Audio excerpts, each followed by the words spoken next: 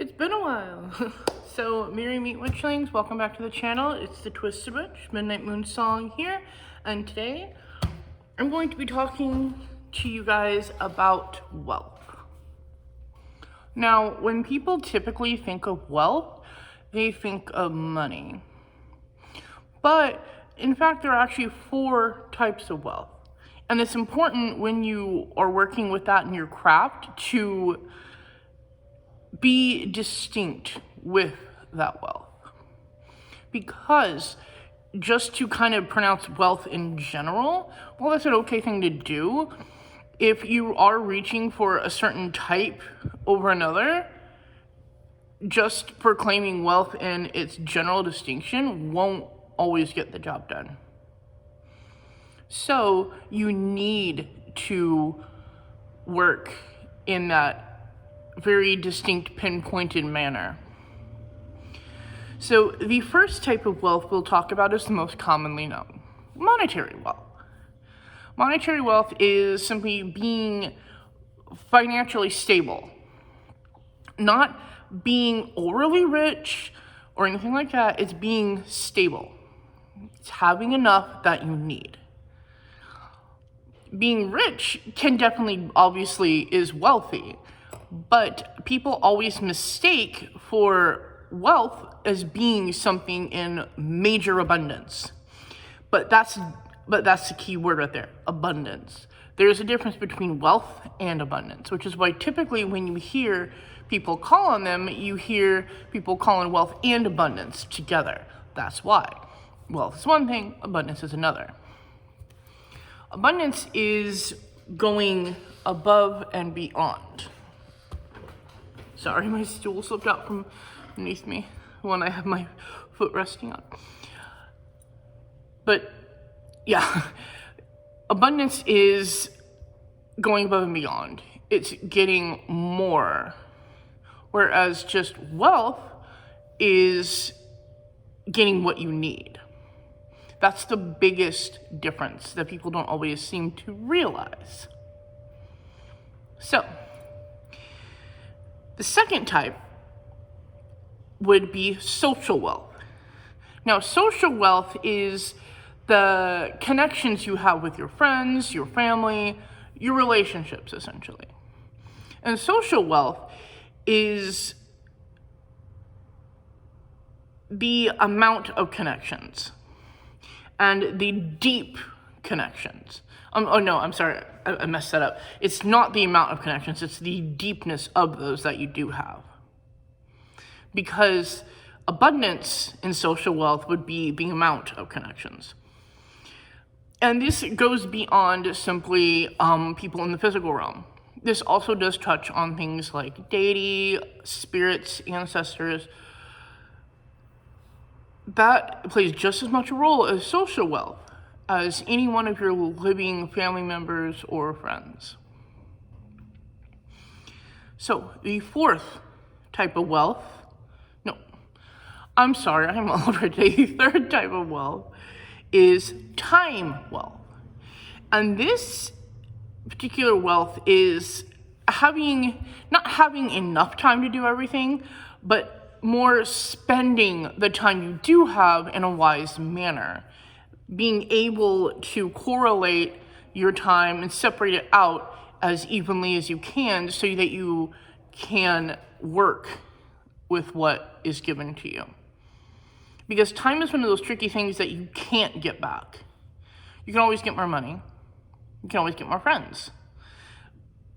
And you can always get or fix the fourth one that I will talk about. But time specifically is something you can't get back. You can't alter. We each have the same amount of time in a day.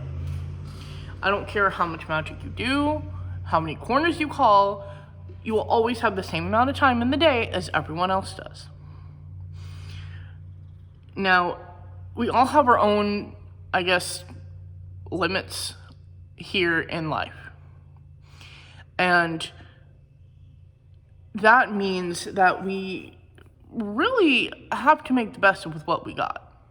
And that's what time wealth is. It's being able to organize that and put it accordingly so that you can enjoy things. And time wealth is not about working a whole lot and making a whole bunch of money. Time wealth specifically more is about spending time with things that make you happy. So I guess if you're only happy working, then sure, time wealth. But if work is just work and you're happy you're spending time with your friends, your loved ones, with yourself, then that's what time wealth will more correlate to. And it often does. But everyone is different, so what everyone holds as value that they want to spend time with really will interchange on time wealth. The fourth thing is health wealth. And health wealth isn't about being perfectly physically fit or anything like that. It's about being good with where you are. Your mental health wealth is about connecting with yourself and feeling happy with yourself, feeling worthy, feeling understood. While your physical health does correlate more towards, obviously, your physical being, but it's not about being incredibly super skinny or super muscular or anything like that. It's about being comfortable in your own skin. And yes, if you're overweight, by technicality, you're considered more unhealthy because there are a lot of problems that come with overweight. But it's more about the happiness and security in yourself. Like, for example, an overweight person thinking they're ugly because they're overweight. No. You're overweight, you might obviously be unhealthy, but you are still beautiful. And that's really what health wealth ties into. It's only when we get the two confused that things start going downhill. And health wealth, I feel, is probably the most confusing to understand because it deals a lot with emotional health as well as physical health. And that's where there's a lot of headbutting, I think, because there are still lots of people that will shame someone because they might be bigger than them or anything like that. And that's where the unrealistic beauty standards come in. And so if you're skinny, you can still be unhealthy. If you're muscular, you can still be unhealthy. And people don't always realize that. That's why health wealth is such kind of a tricky line to travel. And it does tie into that connection between your mental state and your physical state.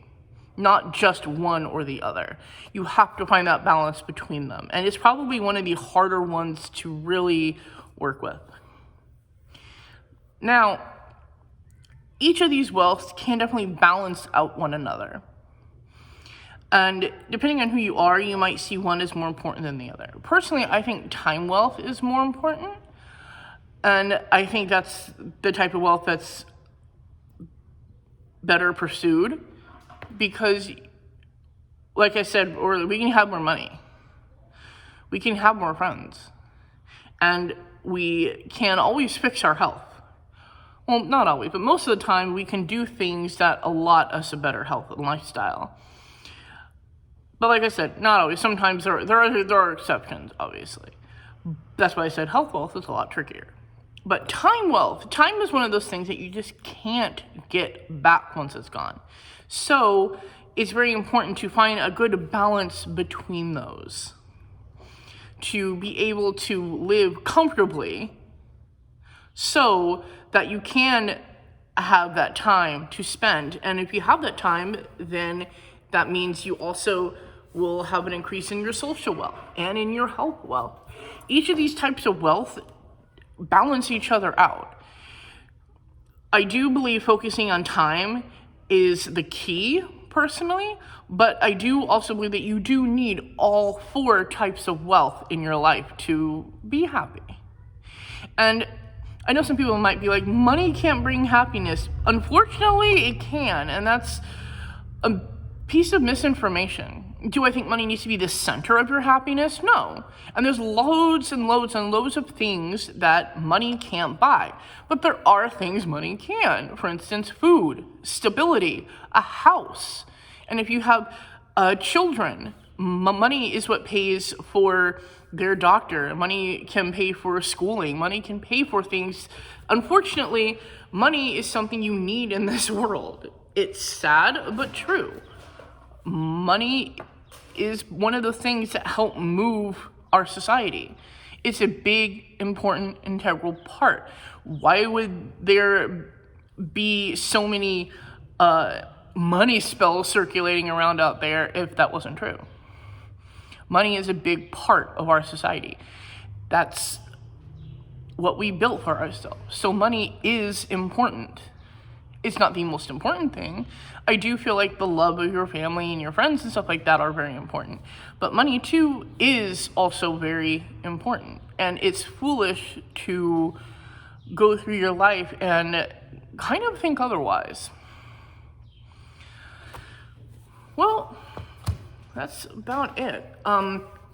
How I typically call monetary wealth, or monetary wealth versus social versus time versus health, is I actually have a sigil for each one. So if I'm going to do something based on wealth, I can use that sigil to correlate which is which. And I do not want to share the sigils, unfortunately, because I do feel they are a little more personal. But yeah. So I do recommend, if you're a person that likes to use wealth magic, that you make identifying sigils or something that can correlate the difference. You can get different colored crystals. Monetary is often green. It can also be gold, silver, even red. Social wealth can be a bit tricky. Color-wise, I would associate social wealth with things like white or a melding of colors, very kind of rainbowy. So if I was going to put a crystal on social wealth, I would probably put a clear quartz. Because social, white is a color that, it's the lightest of all colors. So it can be any color, it can be all colors. That's why I also said rainbow. But you can put whatever color you feel comes with social. Black I can also see, because black can also be, a color of all the colors, but it can also be the color that reflects a lot of things, like your phone. Most phones and computers and stuff like that are black as a default. So you can definitely use that blacks and grays and stuff like that to correlate with that. Time wealth can be a little bit trickier. I like to use copper or like a yellow color personally with time, because I associate that with things like gold and like the brass and metals of old clocks, essentially. But that's me. Health wealth is one of the ones that I personally feel a lot of tie with red, because red and white are often the colors associated with the hospital. At least right here in America. But yeah, so those are the colors I would probably put with them. And you can always find a correlating crystal. Like I said, for monetary wealth, there's many stones out there. You can have jade, you can have emerald. Any stone that's green really works for monetary wealth. Fool's gold is one that works very well for monetary wealth. Social wealth, like I said, I would probably use a quartz crystal. For time, I would use probably citrine. And for health, I would probably associate it, like I said, with any redder stones. So anything strawberry obsidian, carnelian, anything that's more red oriented. Garnets are very good, because garnets, I feel very strongly kind of resemble blood a little bit more, which very closely ties obviously with health. So I would definitely associate those. You can also get other specific objects, such as a coin for monetary wealth, old computer chip or something like that, old memory card, or even an old phone battery for social wealth, an old watch for time, and for health, it can be anything from a Band-Aid to an old medicine bottle or anything like that. Anything with that nature to associate them accordingly. So if you're not a person who does sigils, you can always use the symbolism in that way. Well, that's all for today. I know it's been a long time since I posted. There has been a lot of stuff that have gone on in my life, a lot of stuff. And I do intend on making a video explaining a lot of it, but it's not going to be for a while. This video is short and easy to make, so that's what I chose to make. I just didn't want to leave you guys with so much of nothing.